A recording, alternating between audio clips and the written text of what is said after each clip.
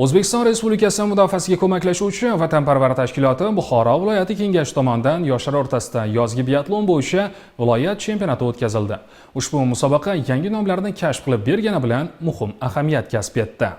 Shofirkon tumanida Vatan fidoyi farzandlarini unutmaydi shiori ostida mustaqillikni himoya qilish yo'lida jonini fido qilgan vatandoshimiz harbiy xizmatchi Nazirjon Egamov xotirasiga bag'ishlab o'tkazilgan mazkur chempionat noqulay ob-havoga qaramasdan juda qizg'in kechdi. Ushbu musobaqani o'tkazishdan asosiy maqsad yoshlar o'rtasida sportning texnik va amaliy turlarini ommalashtirish hamda ularni harbiy vatanparvarlik ruhida tarbiyalashdan iboratdir. 80 dan ortiq sportchilar musobaqalar dasturiga binoan 2 kilometr masofaga yugurish va tik turgan holda pnevmatik miltiqdan o'q otish hamda yana 2 kilometr masofaga yugurib kelib, yotgan holda o'q otish shartlarini bajardilar. Har bir toifadagi sportchilar shaxsiy birinchilikda eng yuqori ball bilan aniqlandi. Chempionat natijalariga ko'ra birinchi o'rinni Shofirkon tumani o'quv sport texnika markazi jamoasi egalladi.